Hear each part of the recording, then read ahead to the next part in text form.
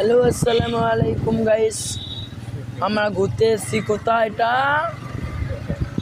এটা কোন জায়গা আছে? বোম্বাই আছে। বোম্বাই ঘুরতে এসেছি আমরা, জানছো গাইস।